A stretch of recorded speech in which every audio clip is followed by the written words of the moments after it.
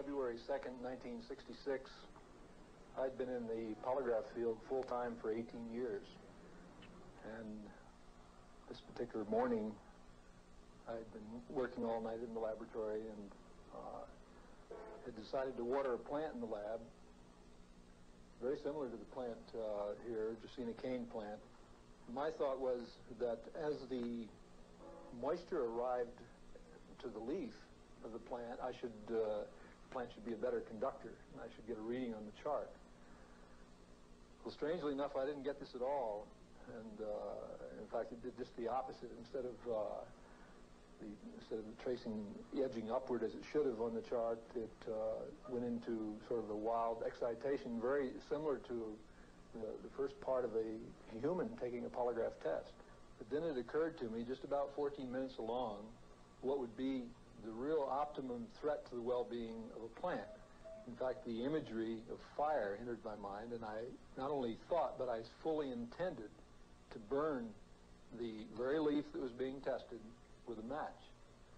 Now, I had no matches in the room at the time, and I don't smoke, and I had to go next door to my secretary's area to get a match. But the interesting thing is that right at the split second that imagery of fire entered my mind, the tracing reflecting the changes in the plant just went right off the top of the page. And the only thing that occurred at that time, no lighting of a match, nothing else, merely the imagery of fire. And I must say that as of 14 minutes along in that initial observation on the morning of February 2nd, 1966, my life just hasn't been the same. During the next 6 hours, at some undetermined moment chosen by a randomizer, these brine shrimp will fall to their deaths in boiling water. In another room, completely separate from his laboratory, Baxter has placed a philodendron plant, a polygraph, and a videotape recorder. Carefully, he places a leaf between a pair of electrodes that will monitor the electrical activity of the plant. For the automation of this experiment to be successful, I have to get a certain distance away from my lab so that my consciousness won't affect the results.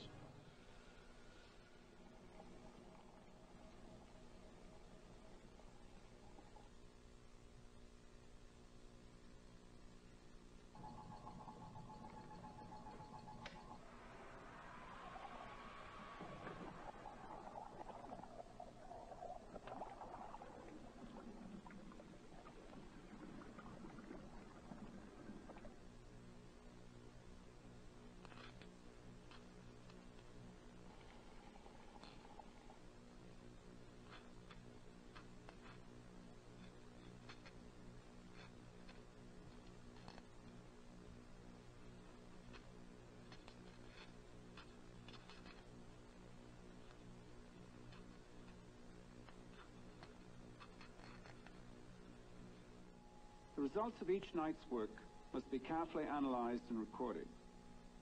In spite of his high percentage of successful results, only a few daring individuals from the scientific establishment have come forward with offers to replicate his experiments or test his results. The great majority are content simply to condemn his efforts without taking the trouble to investigate their validity. A few brine shrimp die and a plant feels their death. I think it's the smallness of the event that makes it so significant. It means that even on the lower levels of life, there's a profound consciousness or an awareness that binds all things together. As you can see, we have a normal copper screen and such as that Faraday cage, block out electromagnetic signals, radiations. But in addition to that, we have a plexiglass over here that blocks the wind movements and ion movements and air flows that would, shake the plant, cause abnormal signals. We also have a motion detector in here, which will allow us to look and see whether any external motions or movements have interfered with the experiment, so we can tell when the plant is actually vibrating. Where's the subject with respect to the cage now? We're going to seat him within a few feet of the cage, probably about 5 feet, and he'll be viewing a screen and we'll be watching a stimulus movie that we're providing. Mm-hmm. And then his emotional responses should carry over into the cage here and affect the plant.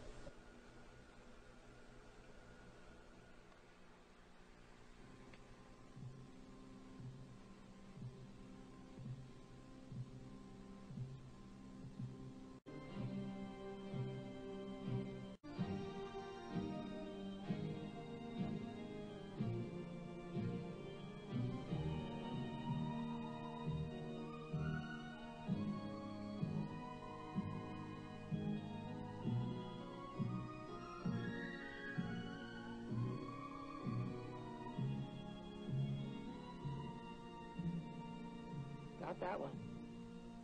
He's doing real well with that image.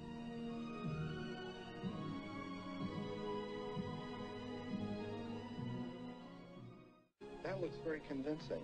I have to think about that one. Well, let's say that the experiment is quite well done. Yeah. Then you're claiming that the individual's response is producing some kind of energy display. When you're finished analyzing your data and it supports your contentions, you can imagine what importance this will be. You can imagine it'll change our whole picture of how we relate to plants, that we're interacting with them all the time. Dr. and Mrs. Kenneth Hashimoto. Relying on her affinity for plants, Mrs. Hashimoto looks forward to actual conversation with her cactus. Convinced that it possesses an intelligence, she is determined to teach it the Japanese alphabet.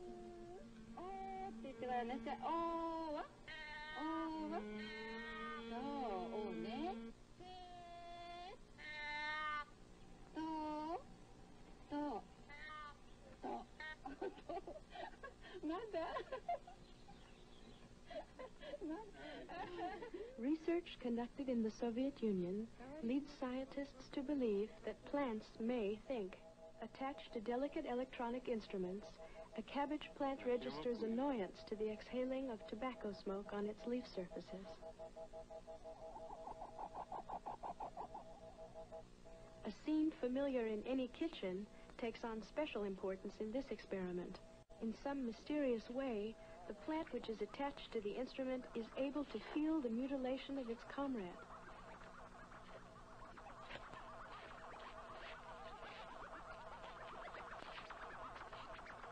In a more advanced experiment, technicians were asked to pass through a laboratory containing 2 living cabbage plants. One of the subjects has been instructed to destroy the plant which is not attached to the electronic instruments.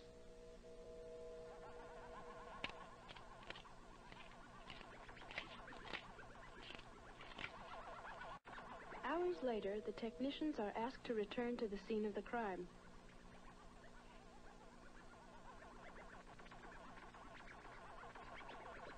The evidence is clear. The remaining plant has correctly identified the assailant. Since 1959, the Academy of Sciences of the Union of Soviet Socialist Republics has advanced research for the application of automation and cybernetics in plant husbandry. Connected to electronic instrumentation, these plants express their wishes directly, without the need of human guidance. In agricultural centers of the future, plants will show themselves to be fully rational beings, controlling their intake of water and nutrients, and even regulating the temperature and humidity of their environment. We're just beginning to understand the language of plants. It is a difficult and fascinating road wherein a multitude of surprises awaits. I started my work on plants in 1962 while I was an engineer in the aerospace industry. And at that time, it was one of our goals to develop jam-proof missile components. Now, after much experimentation, my attention turned to living plant material, in particular to plant leaves. As time went on, and I experimented with these various plants and plant leaves, I noted very unusual reaction patterns. Now, at that time, I thought that my equipment was defective. It did not occur to me that I was witnessing a profound consciousness in these living plants. But I was an engineer, a nuts and bolts man. I needed to perfect a machine-based system just for the specific purpose of finding out the truth about consciousness in plants. And to my extreme surprise, it worked. There is indeed a consciousness in the plant kingdom.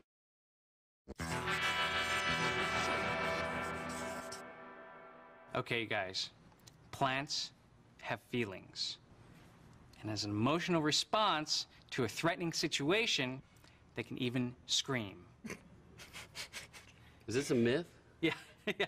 Have you heard this one? You know, I do remember there was a guy who took plants and hooked them up to a polygraph machine and did some tests. Well, in fact, back in the late 60s and early 70s, he was a world polygraph expert. He developed this theory that plants, eggs, yogurt, all these things have a way of communicating on an emotional level that we don't even perceive or understand.